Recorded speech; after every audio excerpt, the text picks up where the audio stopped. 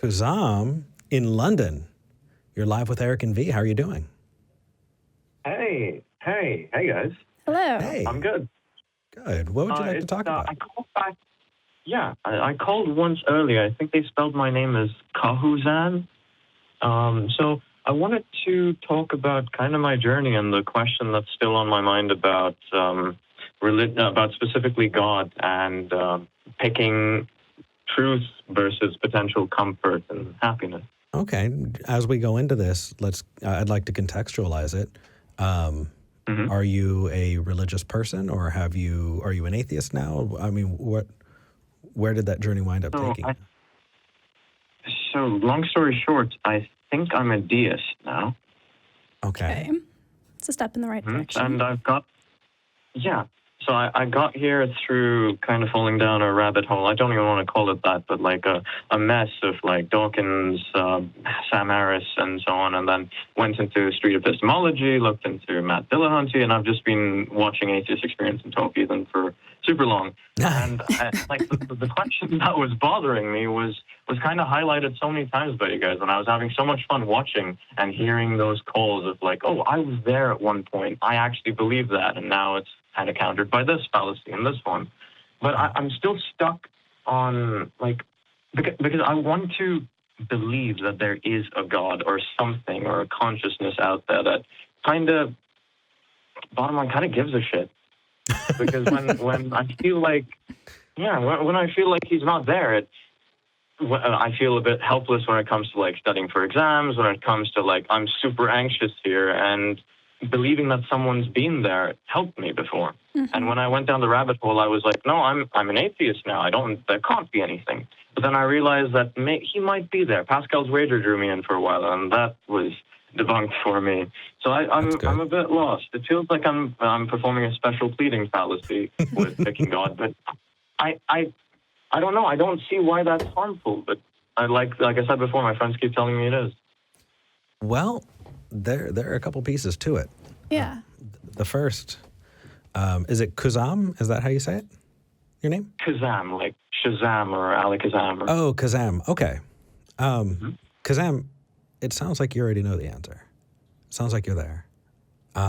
It just comes with a lot of existential crisis and kind of working on things, but it sounds like you know where you're at. Like, I do, but this feeling, I've shared it with one of my other friends from uni, and they aren't as convinced with all the arguments I mentioned, and they genuinely believe that someone is out there. And I want to be in that boat, and I still feel like I am. Sure. I mean... Why? Maybe I'll phrase it better. It's like, why should I care that I'm committing a special pleading fallacy when it makes me feel better? So I would say that this is where the danger comes in, because I was there. This entire show so far has just been a walk down memory lane. But yeah, I get it. But the danger is that religion sells you a security blanket that stymies other ways that you could be growing and coping with things in healthier ways. So yeah, it feels good and it feels safe right now to believe that there's someone else out there, that they're looking out for you, all of this. But it's from what you're saying, and I don't know you, but it sounds like you're using that as kind of a security blanket when you're talking about exams, when you're talking about anxiety. And it's not the best one. It's not the best option for you. And holding on to that is going to stymie your ability to grow in those ways. After I left religion... Why is it not the best option? Because... So I can jump in on this one. When you make allowances for bad reasoning in one place in your life, you're more likely to make allowances for bad reasoning in others. And so... Even if I'm aware of like, it might be bad reasoning, but I'll make sure not to. All right. Sure. Like, I mean, I'll bring up the obvious. I want to believe X because it feels good. I think that those of us on the show, and probably you, actually, after watching enough shows, would agree that belief is not necessarily something that you can choose at all. right? It's just your assessment based on the facts. That was bothering me for a long time. It's like, I don't think I can choose, but again, Sam Harris's free will thing about choice and what chocolate and what flavor ice cream you want to believe. And again, rabbit hole maybe, but I don't know. It's right now I'm in this place where it's like, I've figured out what I think are the flaws in the argument, but maybe I'm willfully choosing to close my eyes, and it's like I can see that it's open. Because when I chose to call myself that title of an atheist, maybe there was a placebo of like, oh, I'm supposed to feel bad. I'm lost, guys.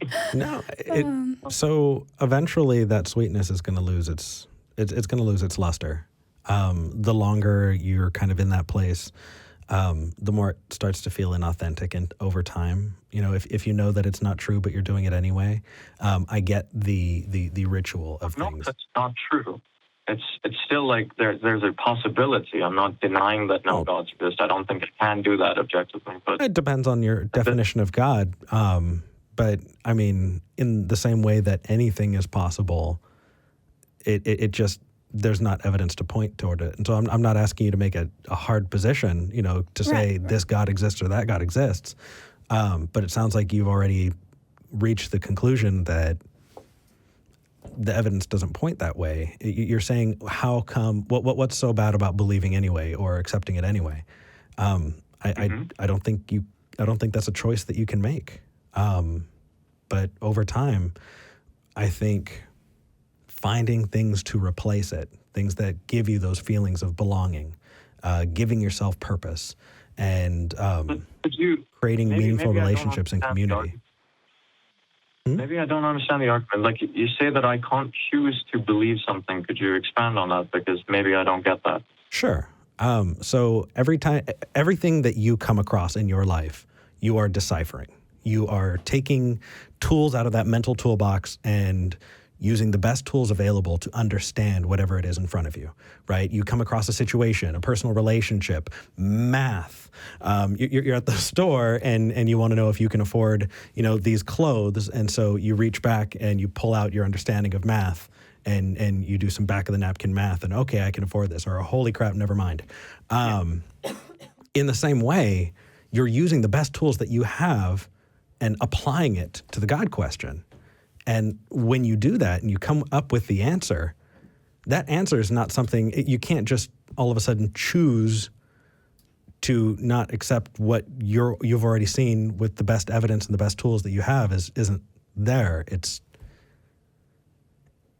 not helpful. I don't think you can do it. I think you can avoid thinking about things. Mm-hmm.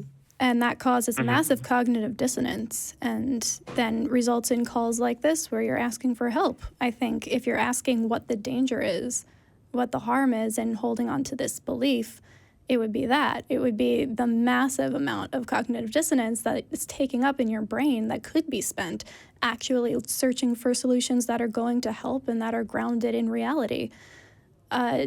Ultimately, whether or not you're a deist or an atheist, if you're treating other people right and you're not imposing your beliefs on other people, I've got no problem with you.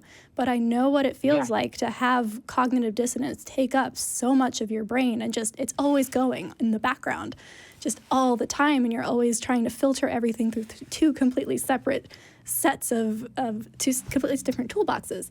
And it's a lot of... reading my mind right now. Yeah, it's a lot of work. It's exhausting.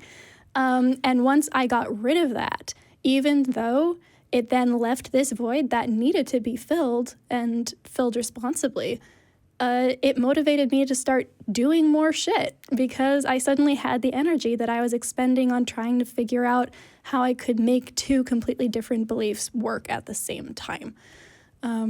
So yeah, the fact that you're calling us, I'm not going to give you permission to keep believing this. I am going to say that I get where you're coming from. And once you let that cognitive dissonance go and just embrace the fact that, yeah, we're alone and maybe that's not the best thing in the world, or maybe it's awesome. Who knows? Yeah, you're gonna be fine. And you're gonna be a lot more at peace in your own brain if you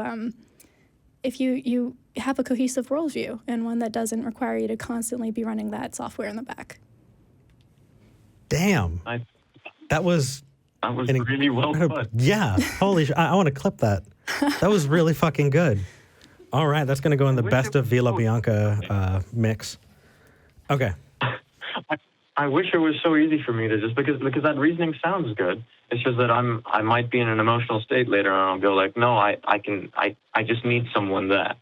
And I kind of wish I could throw away part of that and go like, no, logic, whatever. But it still hurts. Yeah, it does. It's not easy. It wasn't easy for me, and I'm not gonna sell it like it is. But if you want to reach out to somebody in those moments, we've got an email. Yeah, and you the can Discord. reach out to us, and a Discord, and a Reddit. We're online. You can reach Facebook. us, and we're real people who will talk back to you and help you out. I've been kind of afraid of the Discord for a while, but maybe giving it a shot soon. It's a lot of fun. There's some really good people there. But that said, I think we're going to move on to the next call. Holy crap, Right. That was good. Thanks again so much, guys. Thank you. Thanks for calling. Okay. Bye-bye. Bye. Thank you both. That was incredibly well put. Thank you. I feel like when that question comes up, I just want to hit like a play button and just play that. It hits close to home. Yeah, I can tell. You're speaking from a place of experience. Yeah.